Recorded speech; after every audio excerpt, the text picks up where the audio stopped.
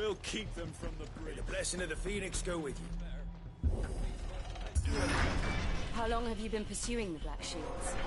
Since they burned their first village. We tracked down the bastards responsible and fed their corpses to Stillwind. Suffice to say, that got their attention.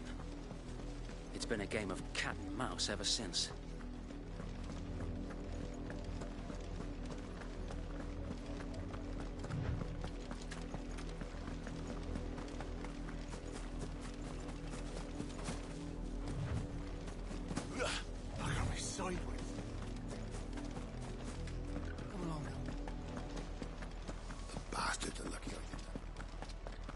There they are. On your command, my lord.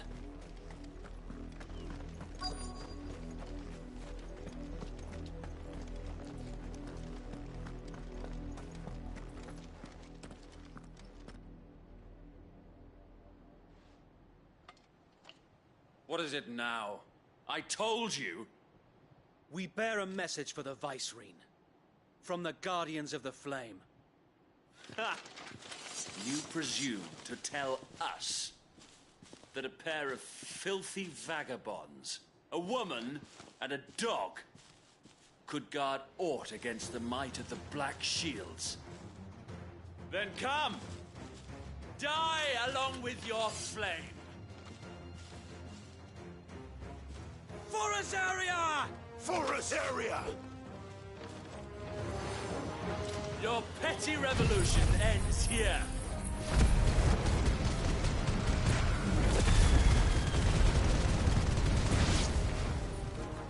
On these our swords we swear.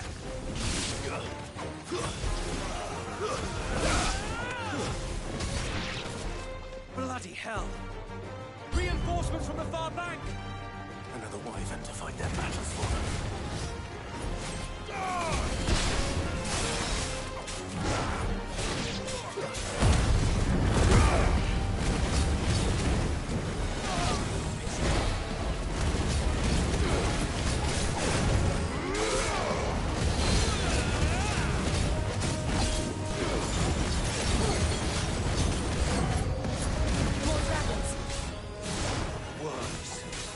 The Imperials aren't taking any chances.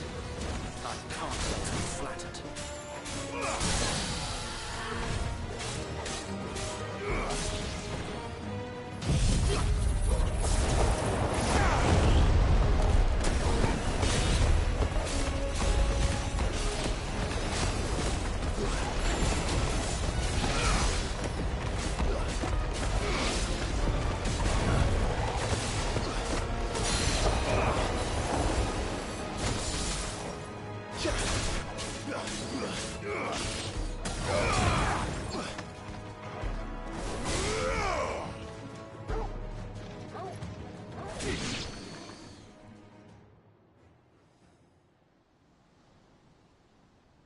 A noble stand, albeit a misguided one. In taking it, you have but proven our point. That this land is in dire need of cleansing.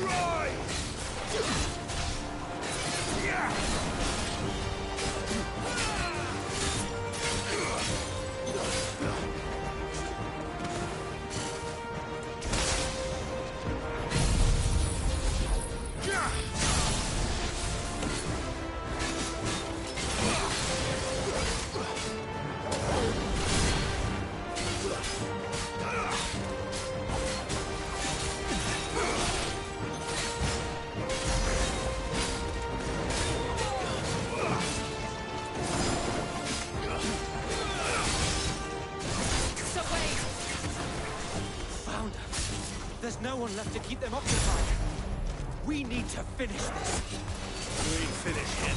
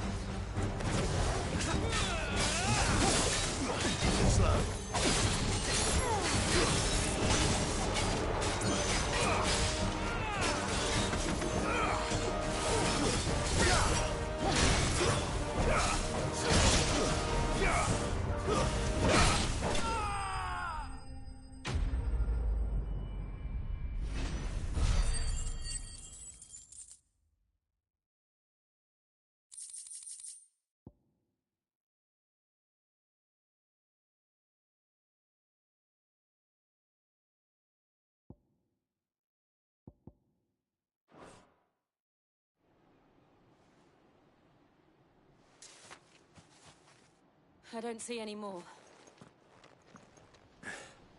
Nor do I. The plan worked. It did. It bloody worked.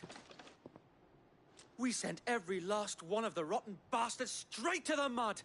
My, Lord, perhaps this will be enough to stop the Cullings. For the time being, at least.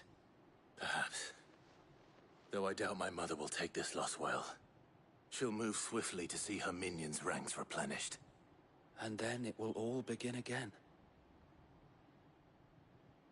I often wonder if the nation we once knew is gone for good. Her fields rot. Her people starve. We battled to preserve the flame that was, but for every foe we fell, another springs up in its place.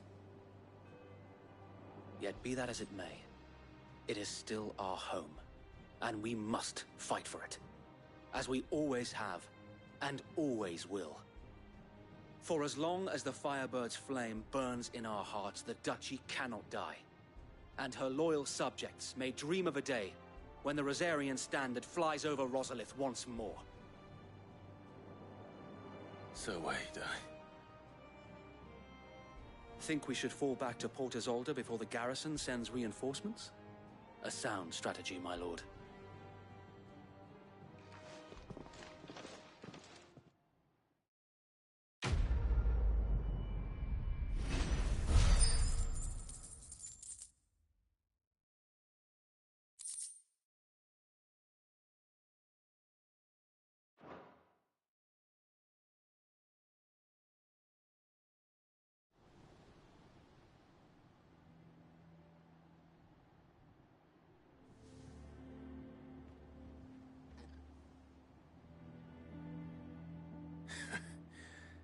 And how long has my uncle been funding you and your comrades' endeavors? Since the beginning. Lord Byron was the first person I turned to after forming the Guardians. And had I known of this tunnel back then, I wouldn't almost have been hanged by the city guard for trying to sneak over the wall. I suppose a formal request for an audience would have appeared suspicious. And appearances must be maintained.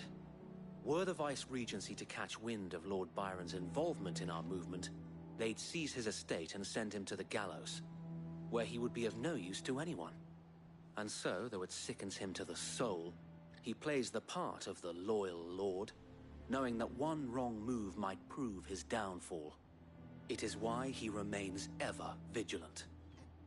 Don't be surprised if he refuses you an audience, especially since you're famously dead. Then I will have to think of a way to prove that I am neither wraith nor wrongdoer. I might have something which could help with the latter. It's the Mark of the Guardians. Display it, and those who love Rosaria will know where your loyalties lie.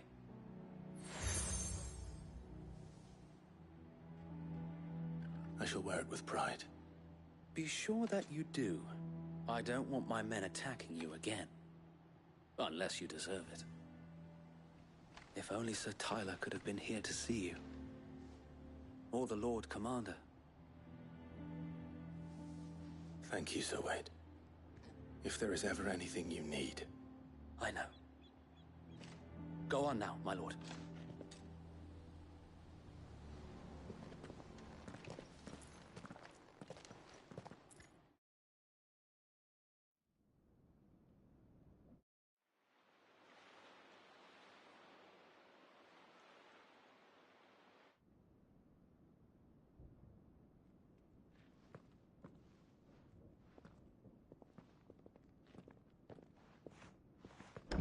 How accommodating. Do you really think they believe we are who we say we are? Not a chance.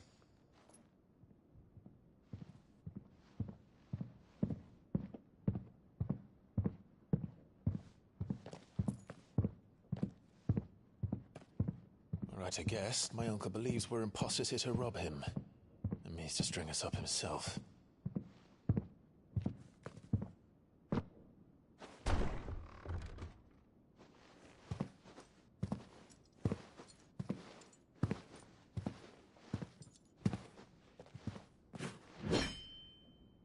Imagine my surprise when I was told my nephew had come to visit.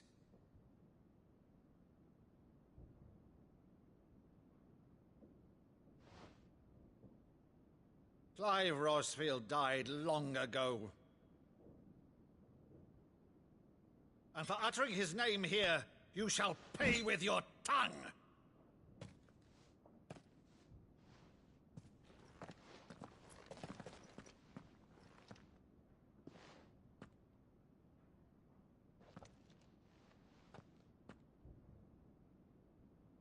You would mock me as well?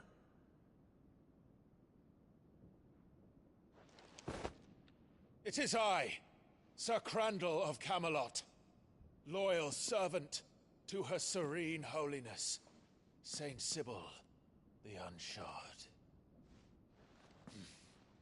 Meadow, thou vile sorcerer, for thy crimes against church and crown, I shall have thy head.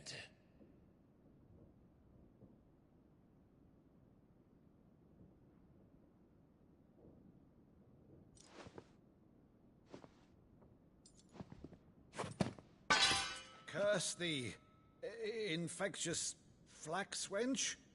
Even in death, must thou plague me still? Very well.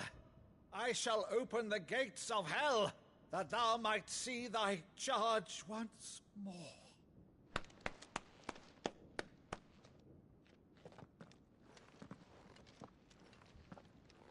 Bravo, Uncle. You're still the finest Meadow in the twins. Oh, Clive, my dear boy, it's really you.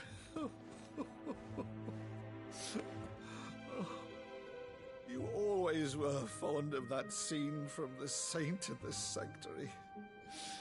Never did let me play Sir Crandall.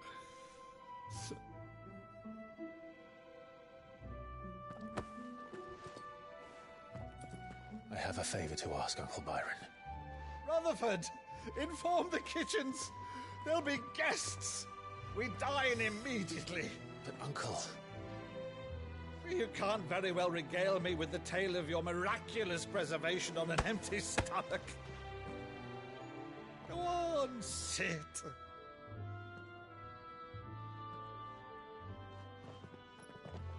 See that you use the good plates, Rutherford.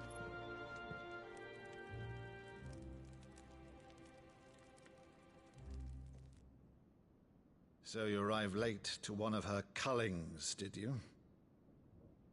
Since becoming Vicereine, Annabella has been a constant thorn in Rosaria's side, but these atrocities are a new low. Something has changed. Quite what, I don't know, but the woman we knew is gone, and a monster sits in her place. A monster. For better or worse, I've been charged with governing this town, and thus must maintain the illusion of obedience. That's all I can do to aid Wade and his merry band of revolutionaries. So he's told us. You have risked much for Rosaria. Our nation will be forever in your debt.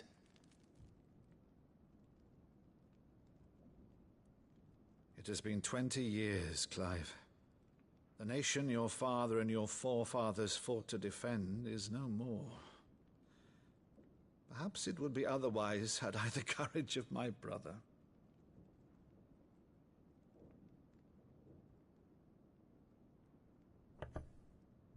All right, if it's a ship you require, a ship you shall have. I've a galley in port, but recently relieved of her cargo. She can be outfitted for the voyage in a matter of weeks. So you believe us, then? About everything? Believe you? Ha! Only a fool would believe even half of the things you claim. But until tonight, only a fool would have believed my nephew still lived. And besides, I have it on good authority that Clive is telling the truth. Whose authority? On your own, of course. You've always been a terrible liar. Is that true? It's not untrue. Let's say no more about it, eh? It wouldn't do to linger on my nephew's greatest failing.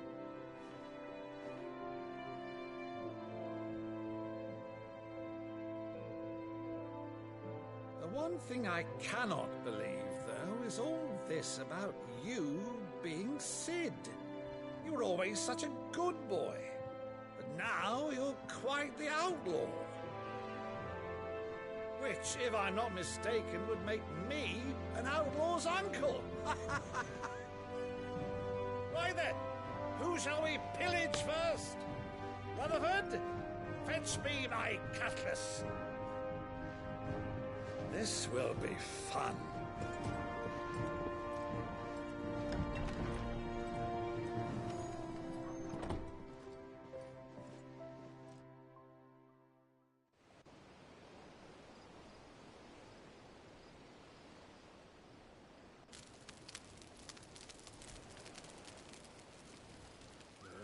Over there.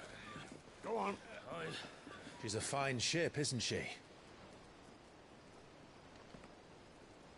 Once outfitted, she'll bear us across the boiling sea to Drustinus in the space of 3 days.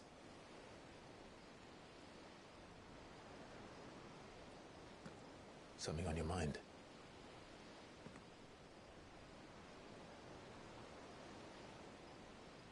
Monsters. When I served the Iron Kingdom,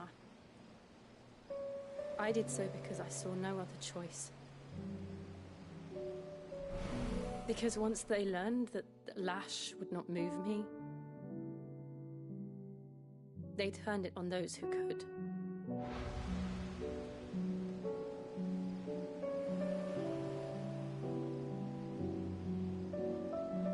And so I became their puppet. I let them pull my strings, telling myself it was not my hand that swung the sword, but another's. I removed myself from the truth so I wouldn't feel the pain it caused.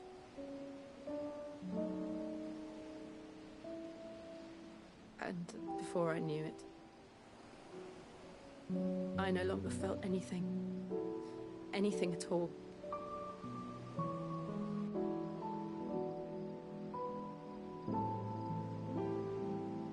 I had become a monster. Jill.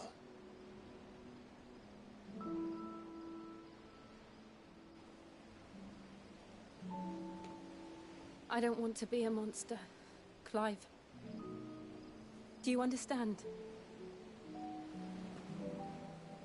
I want to choose a different path, a better path. To live on my own terms. But before I can do that, I need to come to terms with my past.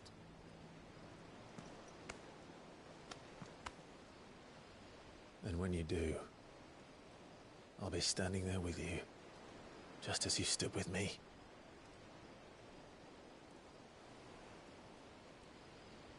Thank you, Clive. I must atone for my sins. Only then, when it's done, will the monster cease to be. Just promise me that you won't die with it.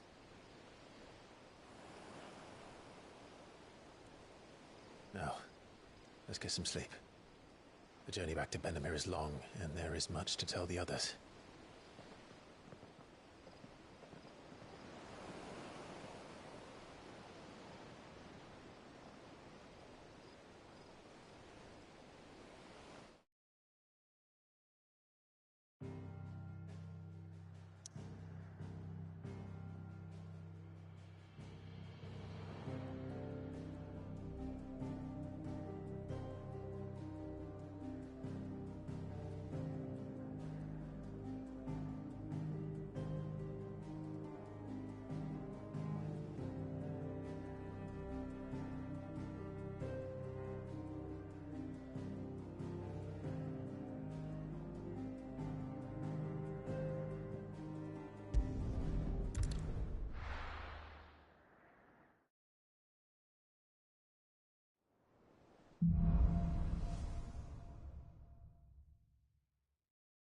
founder knows what awaits us in the Iron Kingdom. But Vivian could probably make an educated guess.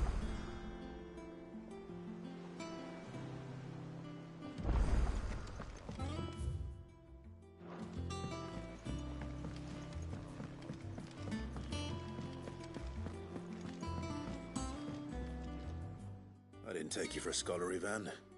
Oh, this? Well, it's Valisthea, a culinary pilgrimage. I borrowed it from old tomes. Seems there's no creature in the realm so foul it can't be cooked up into something delicious. Think I'll stick to the unfoul ones, thanks. Oh, where's your sense of adventure, Sid? Honestly, one glance at these recipes, and even you would trade in your sword for a butcher's cleaver. From spit roasts to sweetmeats, this book has them all. What I wouldn't give to bring these recipes to life. If it's my blessing you're hoping for, then by all means. Well, I'm no hunter, Sid. The first ton of worm I came across would be the death of me. But you're made of sterner stuff. Would you help me resurrect one of these recipes?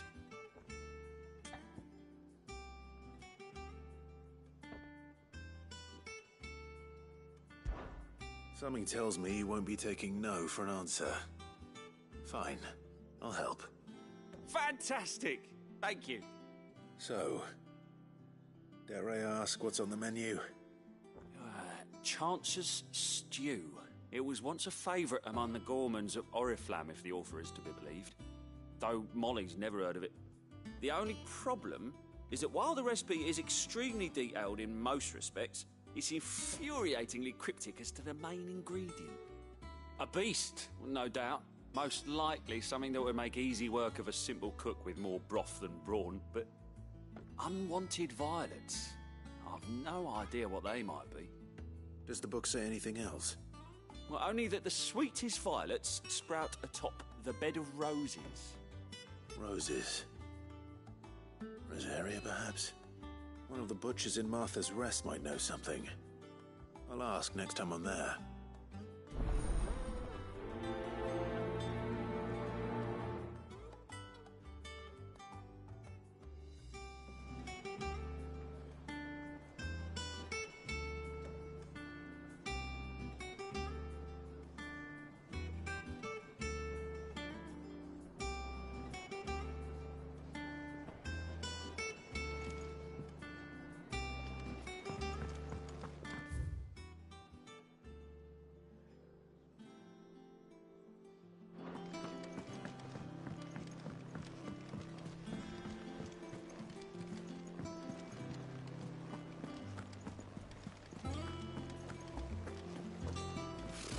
Typical nobles, cowering behind their walls rather than joining the fight.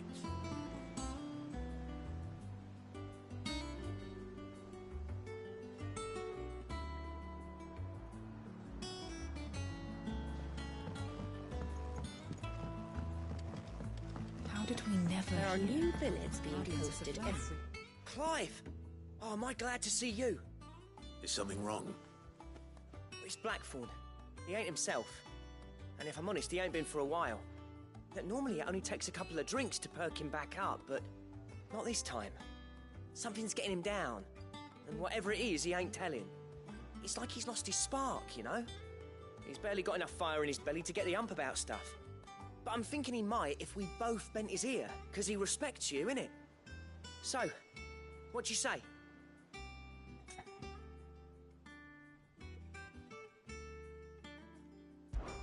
Fine. If you think it will help. I knew you'd understand. But if he doesn't want to talk, we let him be. He'll open up when he's ready. All right. Now, he'll only smell a rat if we both turn up at once. So, I'll go first, and you can meet us at the forge. Wait a bit, then head over when you're ready.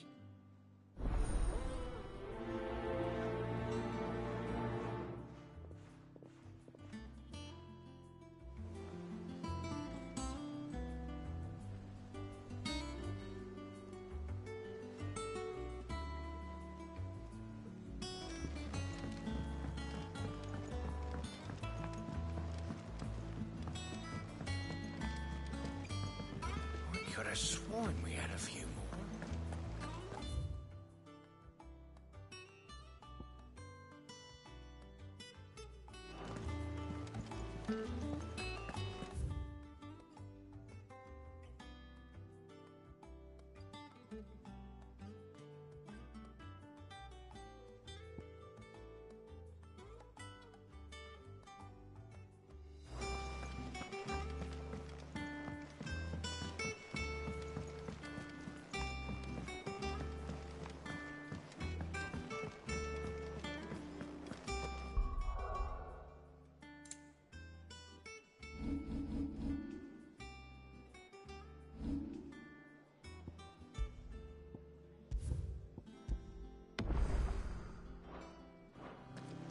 That monster's taken quite a liking to Lady Karen.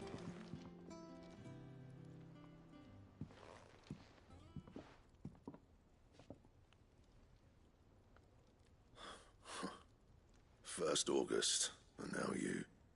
What are you pair up to? What's it got to do with me? August was worried that something had been weighing on your mind. I thought you might want to talk about it. Did you now? I told you not to stick your nose in my business. What'd you go and do? Clive just wants to help, innit? What's so bad about that? Talk to him. You never know, you might feel better for getting it all out in the open. Please, mate. I'm worried about you. Phil shut you up. It's nothing really. Stupid. Not the sort of thing you bother people about. Why don't you tell us all the same?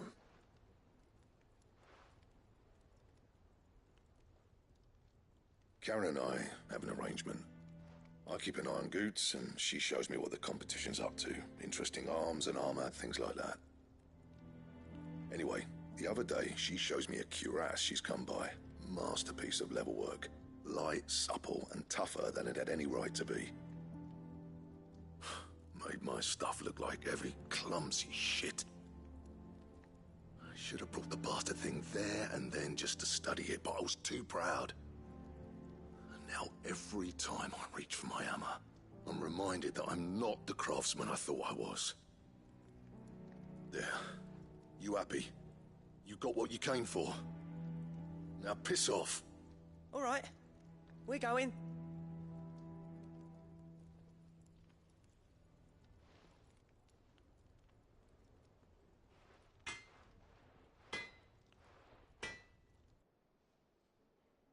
I always thought of old Blackthorn as a bit of a force of nature. Like a storm cloud full of hail. Didn't think anything could rattle him. Least of all a stupid piece of leather. Blackthorn's always taken pride in his craft. Questioning it means questioning himself. Something tells me this is only going to get worse. If he has doubts, it will affect his work, which will only add to his problems. We need to nip this in the bud. I couldn't agree more. He said he should have bought that cuirass. Perhaps we should track it down for him. Assuming you're happy to help, that is. Too bloody right I am. Glad to hear it. First things first, then. We need to speak to Karen.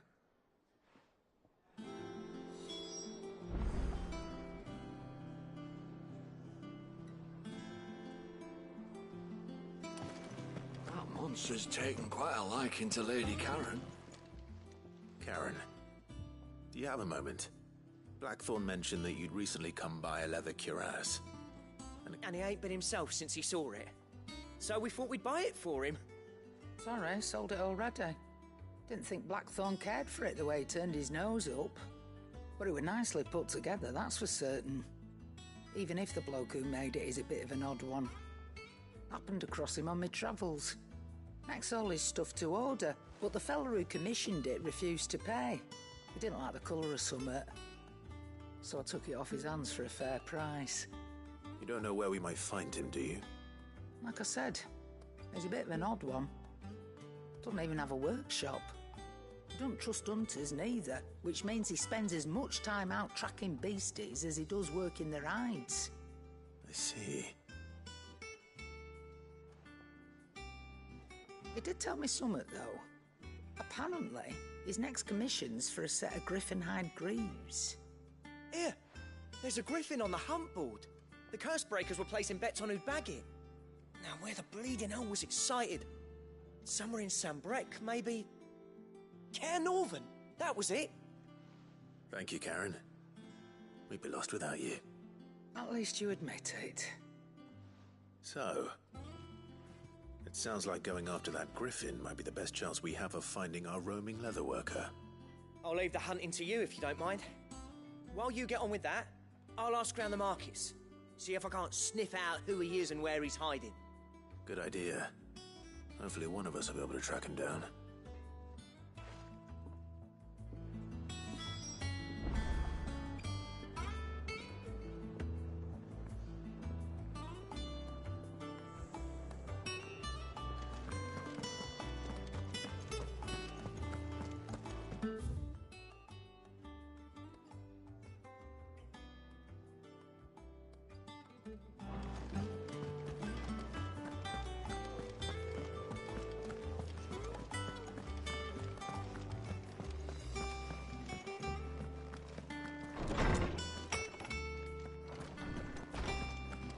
Did you come to borrow books?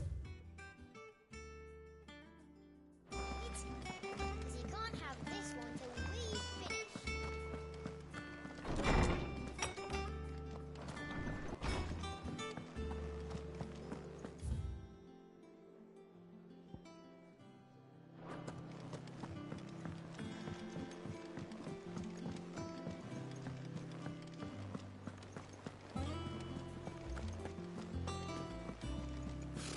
Typical nobles.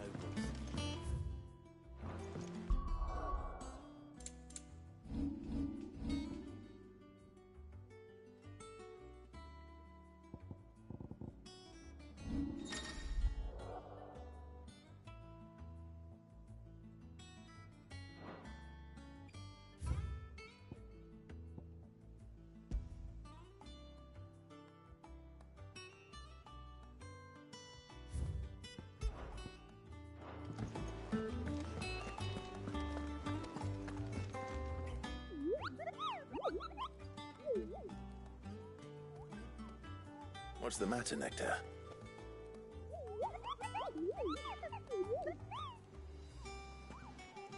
The hunt board? It's where the Cursebreakers post sightings of particularly fearsome beasts. Those that might pose a threat to our operations if they were left to roam free. Just because they can't be dealt with when they're spotted, doesn't mean they can't be dealt with later. Was that what you wanted to know?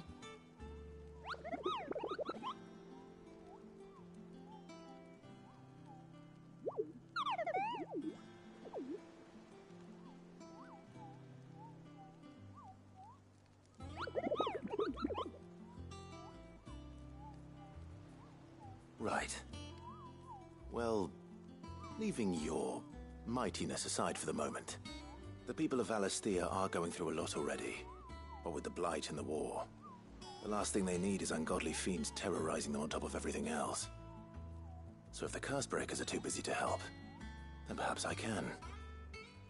Or at least I can try.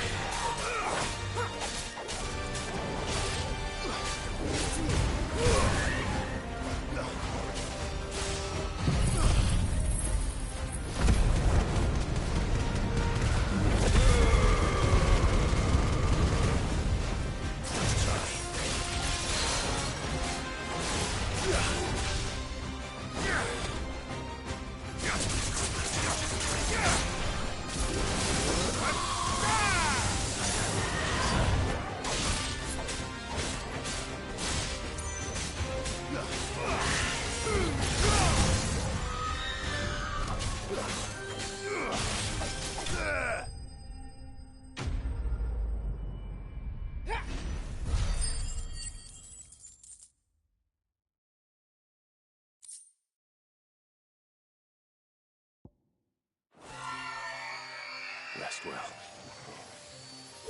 I know I will.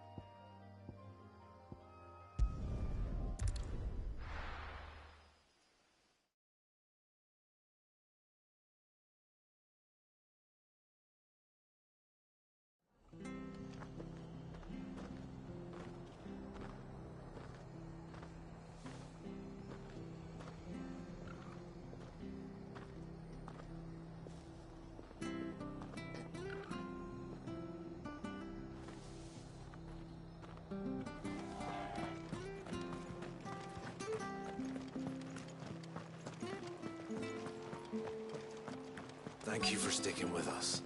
Those of us who are still here have to look after each other. Ah, welcome. Times may be hard, but if you got the gill, I got the goods. What can I do you for? Unwanted violets, if you have them. Though I'd gladly settle for learning what they are if you don't. Why, I haven't heard folk call them that since I was a lad. You're looking for scorpion tails. Unwanted violets is what folk used to call them back in the day. They turn a wicked purple when you boil them up, hence the name. Used to chuck them in the pot when there weren't nothing else on offer, when there was a war on, that sort of thing. Thankfully, times aren't yet as hard as that. And even if they were, you wouldn't find anyone selling them these days. Do the scorpions still live nearby? I dare say they do. Three Reeds would be your best bet, if memory serves. Thank you. You've been most helpful.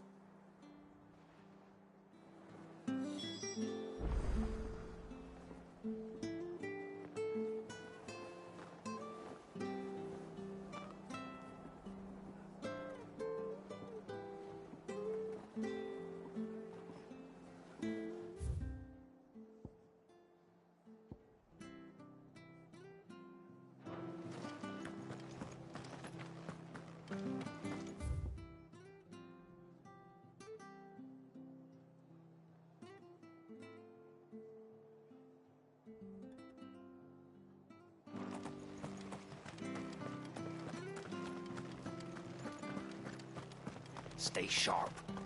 After... The Empire into Martha's not ideal. Don't you go causing any trouble now.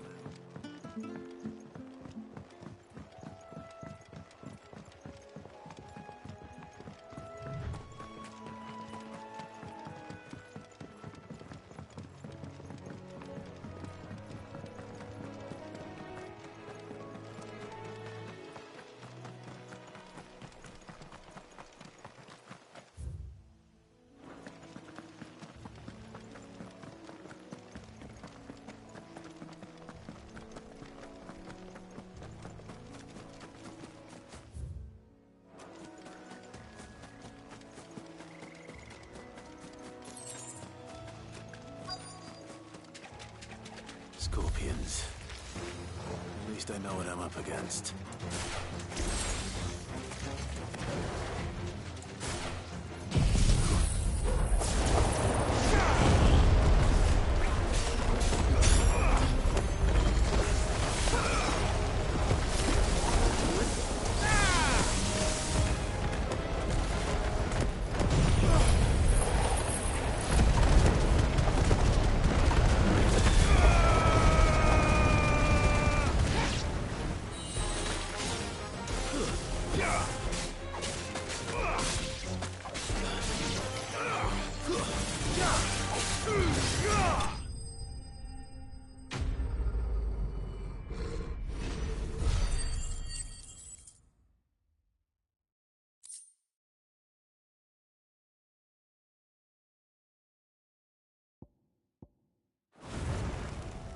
I better get this back to Yvonne before it goes bad.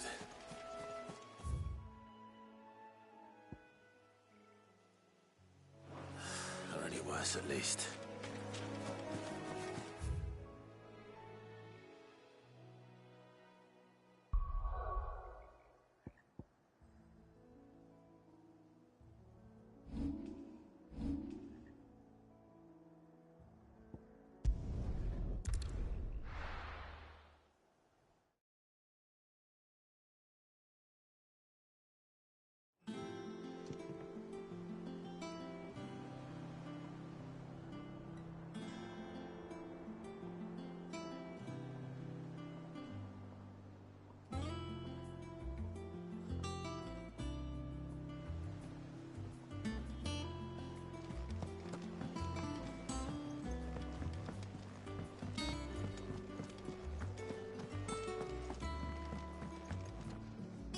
Did you find our mystery ingredient?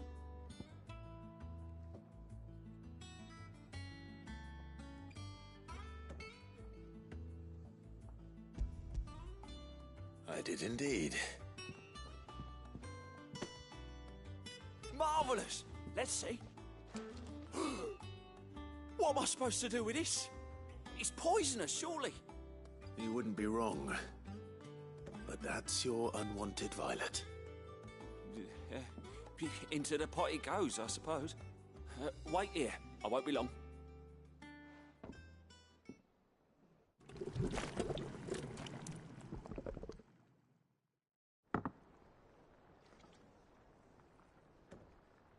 I present Chance's Stew, risen once again from the ashes of obscurity.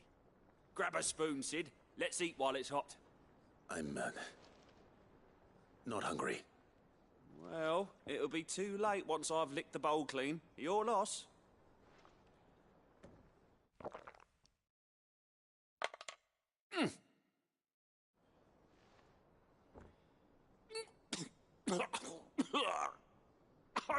Odin's teeth. What, the salt on the senses? It's like choking on swamp water. And yet, up through the pungency, there rise complex, meaty notes. It takes a moment to recover from such an onslaught of flavours, but never have I tasted anything so fine. Thank you, Sid. Thank you. You're, welcome. I must share this gift. I won't rest until a steaming bowl of Chance's Stew sits before everyone in the hideaway. A single mouthful, and Molly will be breeding scorpions of her own. I'm sure she will.